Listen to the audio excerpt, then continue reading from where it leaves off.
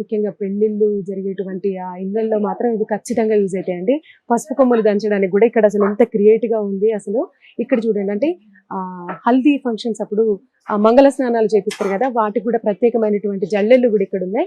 So అంతేకాదు అంటే పెళ్ళైన తర్వాత నవదంపతులు సత్యనారాయణ స్వామి వ్రతం చేసుకోవడానికి కూడా ఇక్కడ వెండి పందిరిలాగా చాలా అద్భుతంగా చక్కగా డిజైన్ చేసి ఉన్నాయి.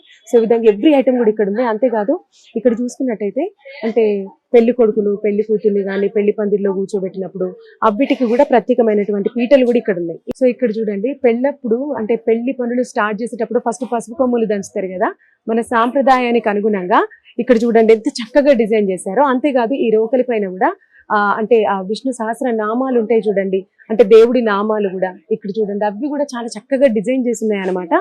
సో ఇంతేకాదు ప్రతి ఒక్క ఐటెం కూడా పసుపు కొమ్ములు దంచే దగ్గర నుంచి పెళ్లి కార్యక్రమం అయిపోయి నవదంపతులు సత్యనారాయణ స్వామి చేసుకునే దానికి కూడా ఇక్కడ మనకి ఇక్కడ పందిరి కూడా ఇక్కడ మనకు ఉంది. ఈ విధంగా అంటే ప్రతి ఒక్క ఐటమ్ కానివ్వండి, హెల్దీ ఫంక్షన్స్ కి కానివ్వండి, మంగళ స్నానాలు చేయించడానికి కానివ్వండి, పెళ్లి పందిరిలో పెళ్లి కొడుకు పెళ్లి కూతురు చూపించడానికి కూడా ఇక్కడ మనకు పీటలు చక్కగా అందుబాటులో ఉన్నాయి. ఆ పీటల కాడ నుంచి కూడా చాలా చక్కగా డిజైన్ గా క్రియేటివ్ గా మనకి ఇక్కడ అనిపిస్తుంది. ఒక్కసారి మీరు కూడా లుక్ చేయండి.